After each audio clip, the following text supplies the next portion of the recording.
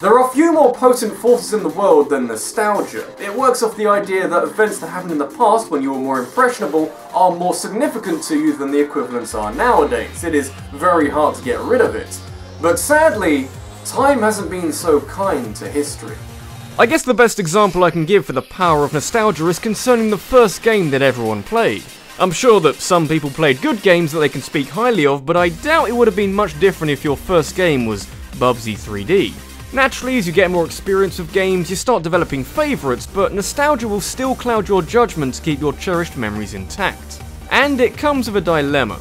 Do you judge older games by what was achievable in their era, or is it a case of comparing them to their equivalents decades later? Certainly, you do find that some games begin to lose their wider appeal as technology advances and formulas are further refined, and so they either become shrines dedicated to cultivating nostalgia or self-imposed challenges chosen to see how good someone really is at games. Also worth noting, these games aren't bad per se, it's just the history hasn't treated them very well.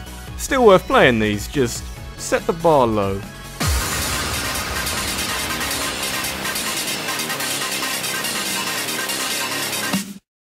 The adventure game, a concept that is often forgotten in the modern era of gaming. It'll be different from person to person, but to me, the sheer essence of adventure can be found in exploring a world that you know little about and gradually piecing together more about your surroundings. Ambiguity in the right amount really helps to give a sense of purpose to your journey.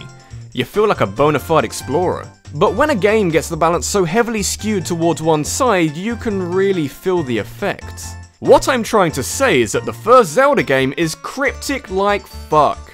And yeah, you can see why to an extent. If you wanted to give a real sense of adventure, one that would come with absurd levels of satisfaction when, if you get to the end, then you would probably make games like Legend of Zelda and Metroid for the NES. Games that drive you out to the middle of a desert, drop you off and speed away in the other direction. The tipping point for me to put Zelda on here instead of Metroid is how later Zelda games were a little more forgiving, at least in terms of progression through the game. If you got into Zelda from one of the more modern titles and decided to check out where the series came from, you'd probably chuckle or do that weird hand motion when you talk to that old guy in the cave at the beginning, but after that you'll be stumbling around blindly. That dungeon at the bottom of a lake or the dungeon under that one bush? Fucking please.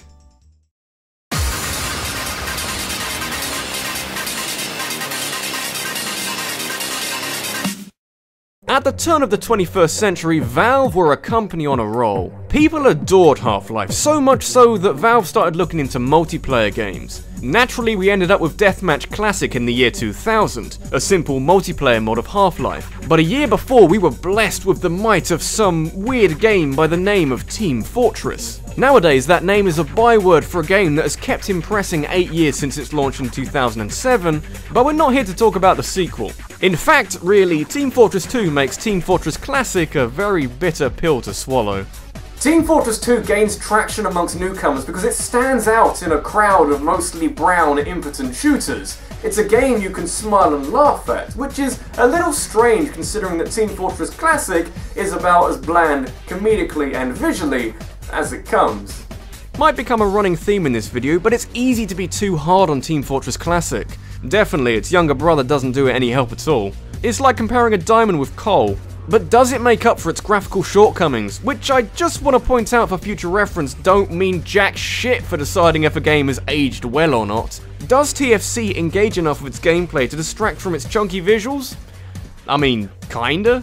The basics that would be carried over to TF2 are mostly there. With the civilian thrown in, we now have 10 classes, but scouts are still fast, spies still have hallucination grenades, and the pyro is still a girl.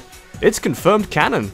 I'm sure if you played this first then you wouldn't have too many problems, but going from Team Fortress 2 to Classic is some tricky business. Why does the demo man shoot turds? I don't know, maybe this game is zanier than I thought.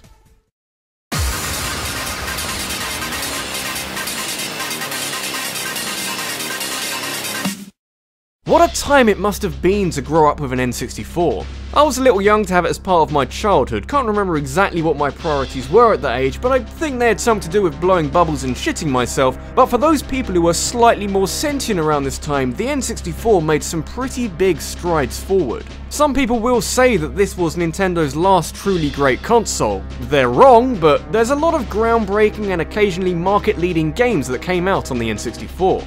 Most of them have held up pretty well, but I look at GoldenEye 007 and think, holy shit, we've come a long way. Here's the problem, shooters more so than most genres have come along leaps and bounds since they first burst onto the scene in the early 90s. It means that it becomes pretty hard for FPS games to stay relevant years later.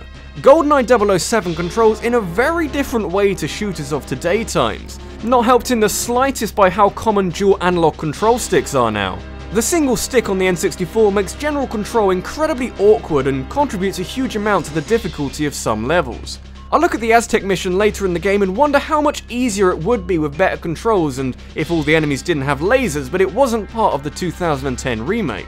But if you really want the GoldenEye 007 experience with none of the awkward aiming at the cost of making the N64 original look even more outdated, then GoldenEye Source is what you want. Multiplayer in the original worked because everyone had to cope with the controls, so giving it a straight upgrade by converting it to run on the Source engine smooths out some very sharp edges. Still, it played its part in the evolution of FPSs, and I'm sure we wouldn't be where we are without it. Is that a good thing? Let's go with yes for now. I'm treading a fine line with this video as it is.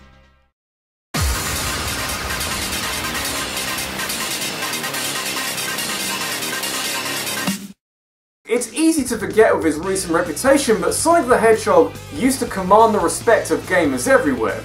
Maybe respect is the wrong word, but he was a mascot on the move, and so like many other gaming franchises, in 1998, Sonic went 3D.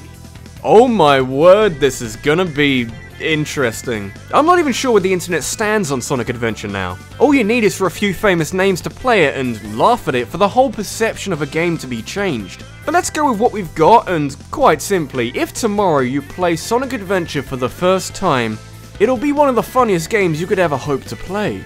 Which is odd, because in 1998, I'm not sure that was the aim. Pretty sure Sega was, rather ambitiously it must be said, trying to move Sonic into the world of 3D gaming, while simultaneously giving the player 6 campaigns to work through, fully voice-acted cutscenes, and a bustling overworld to explore. And it managed some of those. Sonic Adventure really shines at speed. When you're being thrown from side to side in a level, you can admire the Dreamcast working overtime to keep everything steady. Oddly, it's when everything slows down that you feel the game struggling. Let's start with those voice-acted cutscenes. Oh my, are you okay, Tails? I don't think your mouth is supposed to do that. I mean, you've got to admire the ambition, but this is about 10 times funnier than it should be. The odd mouth movements are one thing, but the way the lines are delivered... Oh no! The Chaos Emeralds! That's something. The different campaigns aren't so bad, always had a soft spot for Tails' story, but every time I think about the concept of Big the Cat and the brief period of time you get in control of him, parts of my brain start shutting down. I've heard people compare Sonic Adventure to the likes of Sonic 06 and Boom, but let's be real here. Once upon a time, Sonic Adventure was a very impressive game. Now that gaming's become more cinematic, our standards have been raised far beyond what this game is capable of, but given a choice, I'd take this over Boom and 06 every day. I'd also take keyhole surgery on my scrotum over those, but that's not important.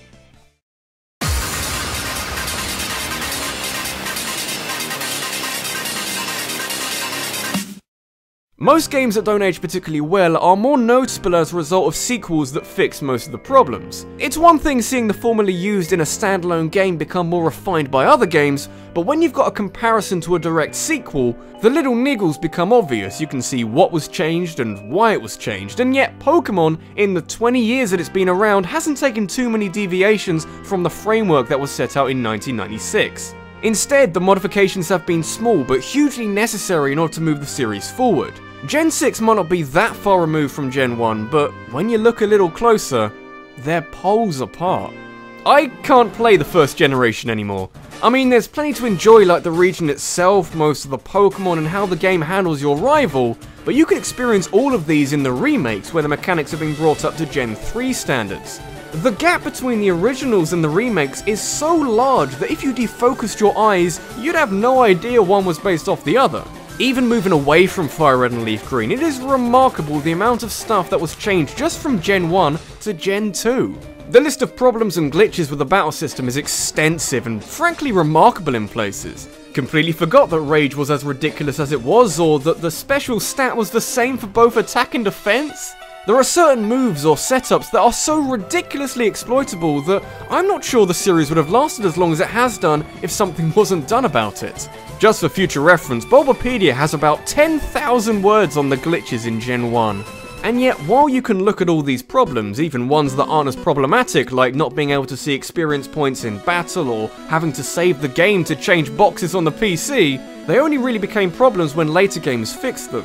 When they were the only games in the franchise, you didn't really miss not being able to hold items or having psychic types be unstoppable monsters, which makes Gen 1 really own the concept of a game aging badly.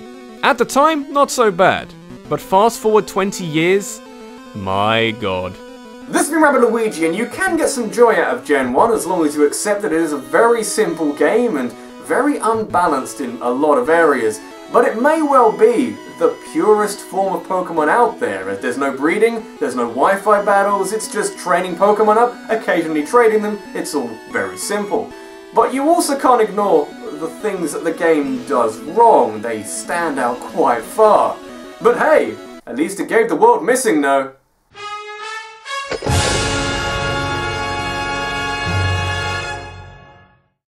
Got a topic that you'd like me to discuss in a countdown? Leave a suggestion in a comment below and head over to my Twitter, where I'll be holding a vote to decide the subject of the next countdown based off the best of your submissions. Thanks for watching, guys, and I'll see you in the next one.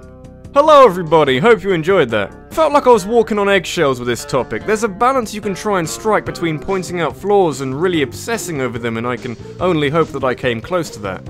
Again, none of these games are bad. But anyway, I should have a less contentious topic to play with next week. There's a poll you can vote on right now over on Twitter and Facebook. That's where the magic happens.